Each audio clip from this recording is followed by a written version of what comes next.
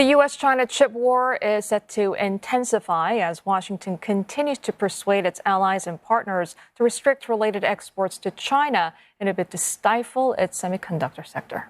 The Netherlands is the latest nation to engage in talks with the U.S. The White House says President Joe Biden had spoken with visiting Dutch Prime Minister Mark Rutte on the issue, though no conclusions have yet been made. We don't push any of our allies or our partners.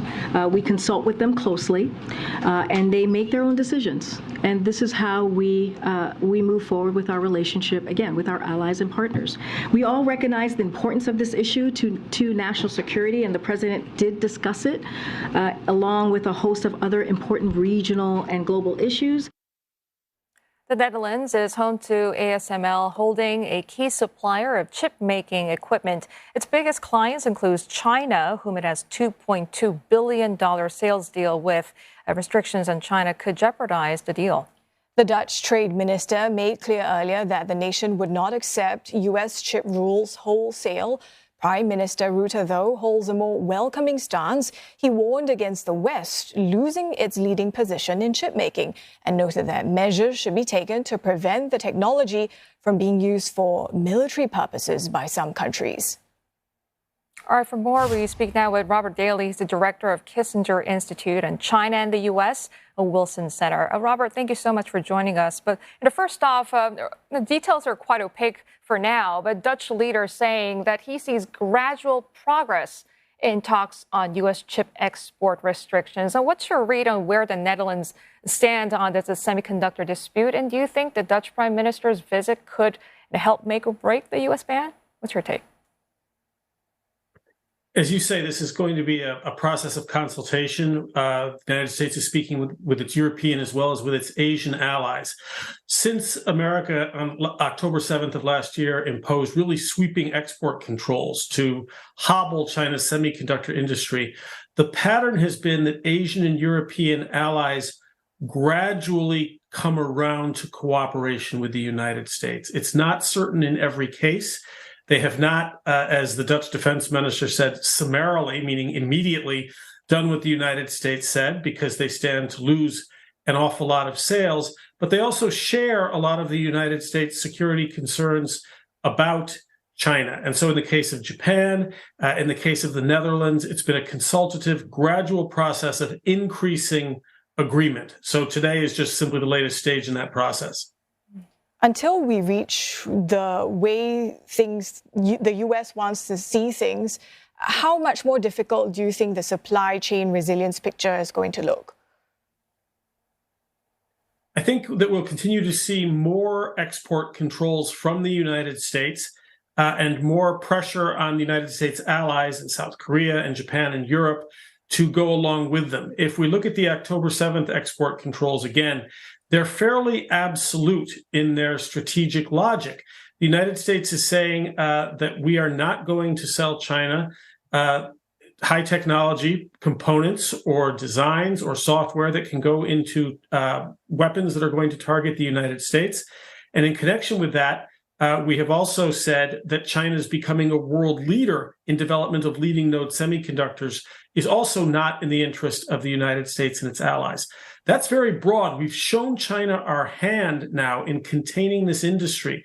And that means that other technologies, other aspects of the semiconductor industry supply chain are likely to be hit. And these pressures are going to continue on ASML, on Samsung, on SK Hynix, and on Japanese companies. So, Robert, if Washington continues to try to reduce Beijing's ability to match the U.S. and restrict Chinese economic growth, I mean, what's the risk of the chip war sort of leading to an actual hot war, or at least to crises that increase the risk of a military clash between the two big powers? So far, China has been somewhat surprisingly restrained in its response to the export controls. China is doubling down on its investment, trying to develop its own semiconductor industry to have a safe, secure supply chain for China. It is looking at new alternative chip-making technologies that use open structures to try to get around the limits that the United States is able to place on it. And it is still hoping that it can perhaps divide the United States from some of its allies, especially those in Europe. So China, rather than responding with tit-for-tat restrictions on the United States, which it has the ability to do in many areas, is really trying to develop its own domestic capacity. So there's no sign yet that this leads to the sort of hot conflict that you are talking about.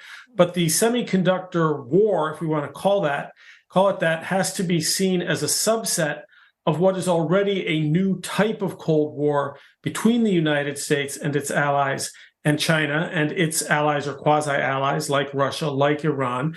And that new Cold War includes high tech, but it's not limited to high tech. It includes a great many other industries and activities as well. So look for this to broaden and deepen. Does China, though, have the finances at this point to continue the way it has in the past few years in pushing forth all these subsidies on chips? We saw in the early part of this year, reportedly, that China took a pause on chip spending. And that was because it was hit by COVID-19. It hit the country's coffers.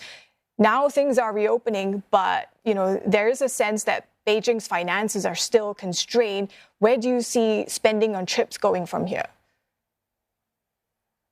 It's a very high strategic priority for Beijing, for the same reason that it's a high priority for the United States. So you could expect Beijing to be willing to spend more on semiconductors, even at the expense of other industries. The real question for China is not can it spend more or maintain the current levels, but can it spend more efficiently? China has been putting a huge amount of investment into domestic semiconductor firms for a very long time now, and a lot of that money, and I'm thinking here of the Tsinghua University case, has been wasted. It hasn't been efficiently spent. So the question for China isn't the total amount, but it's whether they can focus that into more productive investments rather than just throwing money at as many different semiconductor companies as possible, hoping that one of them will achieve a breakthrough. So as China sort of takes steps to ramp up its own semiconductor industry to become more self-sufficient and rely less on technology from elsewhere, especially the U.S., in the long run, who do you think will come on top of this global chip war, the U.S. or China? It's impossible to say. It's the United States and many of its allies. A great deal of the design of chips is done in the United States. While we don't manufacture many high-end semiconductors, we do lead in design, in software, in a number of the essential machine tools. There are other places outside of China, like ASML of the Netherlands, that are the only supplier of vital extreme ultraviolet lithography equipment that China would have to have unless it discovers some new miracle breakthrough technology. And the United States does have means of putting pressure on other suppliers to China. So this is a question of money to invest. It's a question of technological breakthroughs. It's also a question of political will going forward. But again, I want to emphasize that in the October 7th export controls of last year, the United States has essentially shown its hand, has announced to China, to the world, to the American people, that we think it's vital to contain China in this area because we want China neither to have high-tech weapons and the advanced computing that designs them, nor do we want China to lead in global technologies that will confer overall power on China. And there's every sign that not only the Biden administration, but the American government on a bipartisan basis is committed to that. Will they succeed? There are an awful lot of hurdles and an awful lot of unknowns going forward. I don't want to hazard a prediction.